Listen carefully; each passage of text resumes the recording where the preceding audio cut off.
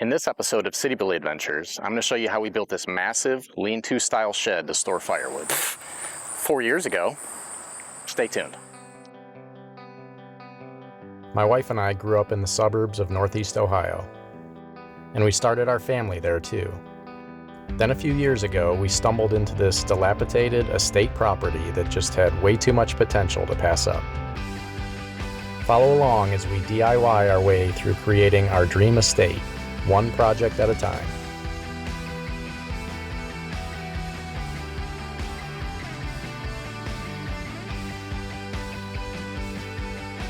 A wise man once said, "You're from the city, but you like hillbilly things." You're a CityBilly. So we actually built this wood storage shed in 2020, and I've been waiting to release the video until I had it completely full of firewood. But the shed holds over 6 cords of wood. Are you serious? I'm dead serious. And every time I got close to filling it, winter would come and we'd burn through a bunch. But now it's finally full, and I can show you the shot I've been waiting 4 years for.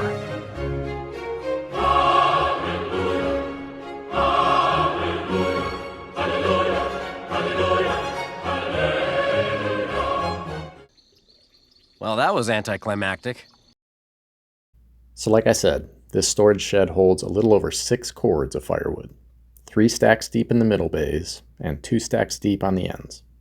Now I tend to lean more towards the city end of CityBilly, and in my opinion this thing is gigantic. But if you're more of the Billy type, then maybe you don't think it's all that big. But let's be honest, the only thing that really matters is if your wife thinks it's big, am I right? We're still talking about the woodshed, right, Dad? Of course, buddy. This is a family show. Over the last 6 years, we've taken down dozens of trees around the property. And Mother Nature pitches in too. We keep a fire going all winter long in our living room. And we like to have a bonfire out back from time to time too. So needless to say, we go through a decent amount of firewood around here. Our house came with this 20-foot by 30-foot outbuilding that I'm in the process of turning into my workshop.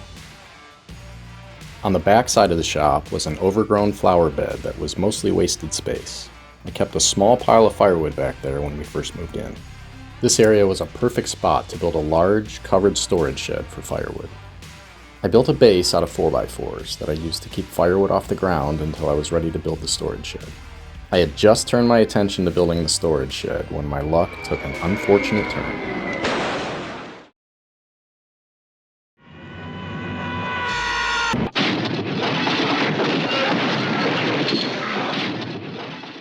The firewood situation looked like this for the summer while my arm healed.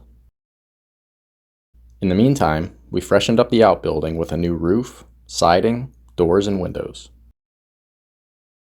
After a few months of rehab, it was finally time to tackle this project.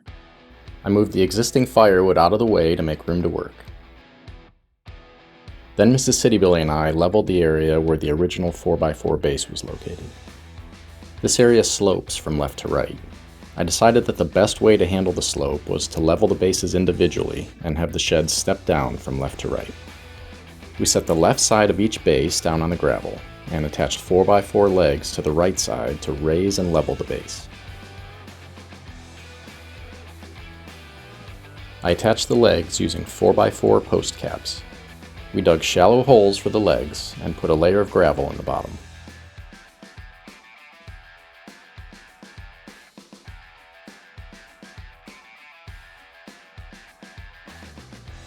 Once the base was level, I filled in all the spaces with gravel to help keep everything steady. My youngest son asked if he could help us spread the gravel. That dude loves to help. While I was working on the original 2 bases, I decided to extend the shed out in both directions. I wanted to use up the rest of the flower bed behind the workshop. The flower bed bows out in the center and gets skinnier at either end, so I wasn't able to make the end bays as deep as the middle 2. To make the new bases, I spaced out 3 4x4s and attached them with a 2x4 on either end.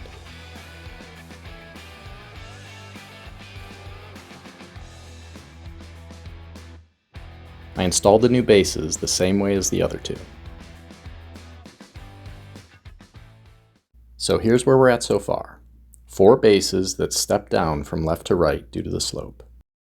Now, because of the slope, I ended up with gaps underneath the right side of each base. I didn't want the gravel spilling out or critters getting in, so I bought some 2x boards and made a skirt that went around the perimeter of each base. The screw heads on the post brackets didn't allow the skirt boards to sit flush against the base, so I marked where the screw heads stuck out and cut a shallow notch in the skirt board.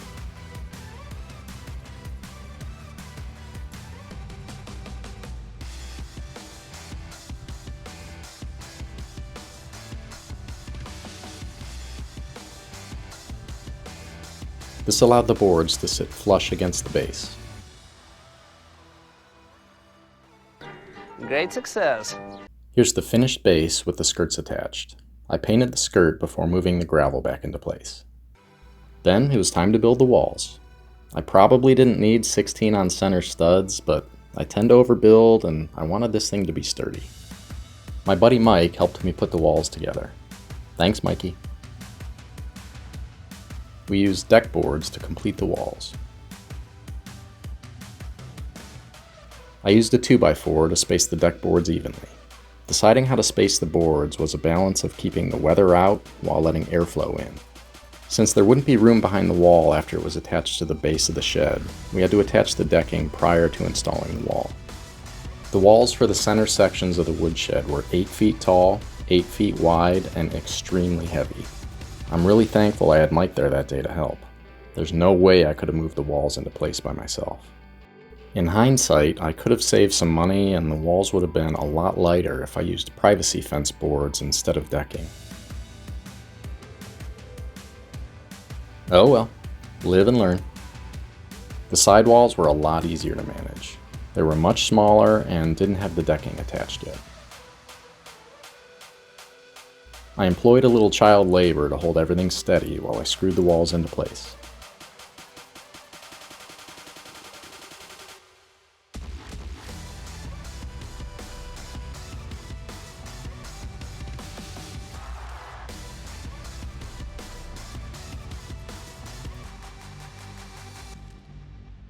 Here's the woodshed starting to take shape.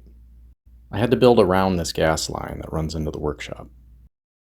I used more deck boards for the floor and attached them the same way as the walls.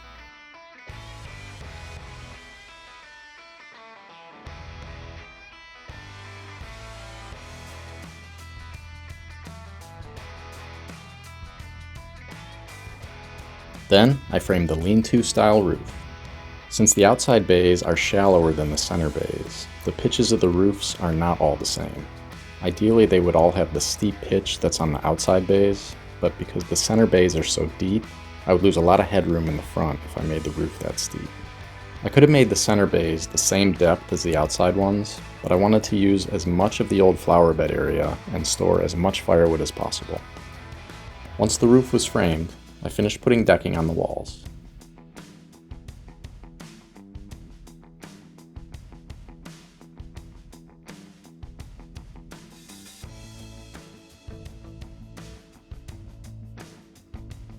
That November time change was a real kick in the pants.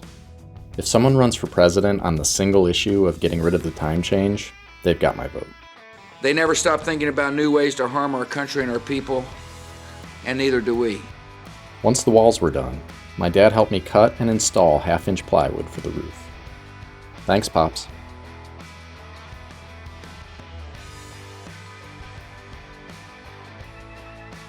Then I used asphalt shingles to finish the roof.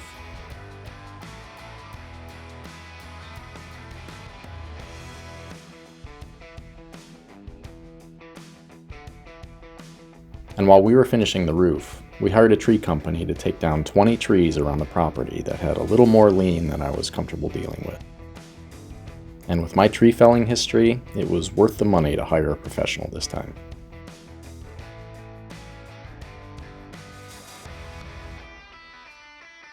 We figured this would give us plenty of firewood to fill up the woodshed.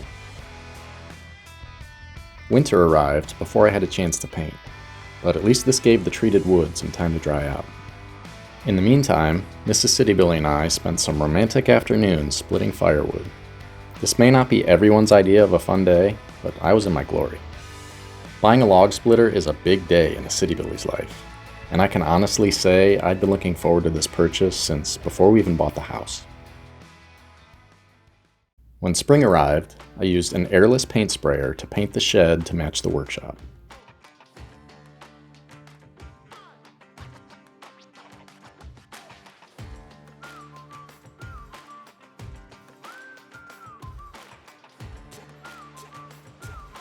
Then we loaded it up.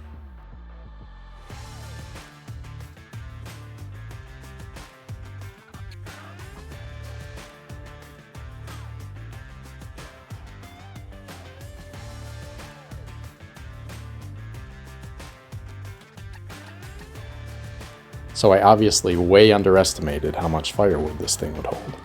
I must have measured in the morning when I had more wood.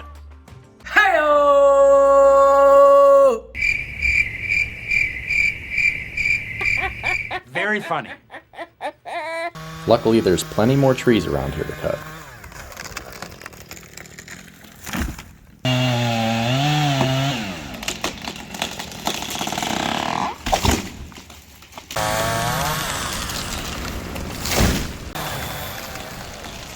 We kept on lumberjacking, and now we finally filled this thing up. So that's it for this build. If I had to do it all over again, I'd space out the 2x4s in the walls to maybe 24 inches on center, and I'd swap out the deck boards for fence boards to significantly cut down on cost and weight. I made this redneck measuring device to show the biggest log that would fit in our fireplace. In the past, we just eyeball our cuts, and anything was bigger than this just went into the burn pit. Then I discovered this thing called the woodcutter's helper. You can buy them in a variety of different lengths, and it attaches to the bar of your chainsaw so you get consistent cuts every time. It's an OCD person's best friend. So once I find the paint bucket, I'll take these pieces off.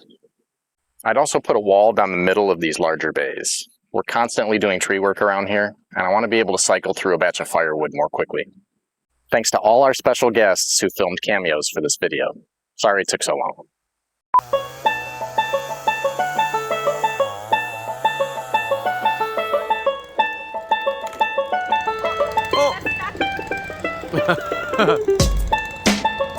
You ready? Hey-o! Oh. You're getting the gutter. Give me a 3, 2, 1. Whenever you're ready. Alright, ready? Hey-o! Perfect. 1, 2, 3. Okay, hold on, stop. Perfect.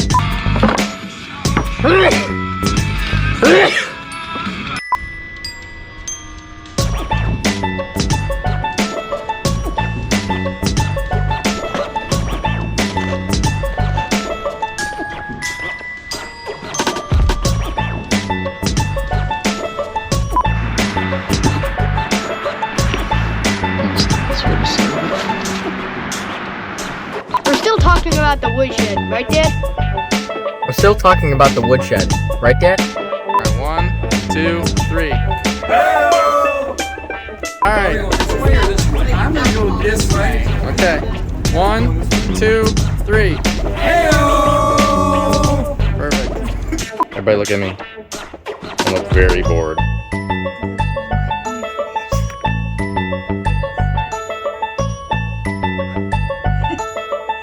All right, now everybody go.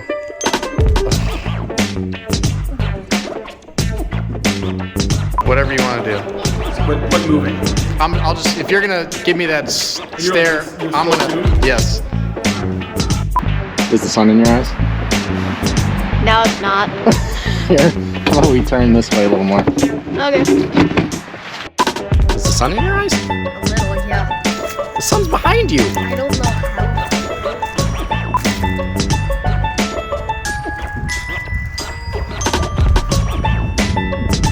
That looks ridiculous. Shake it off.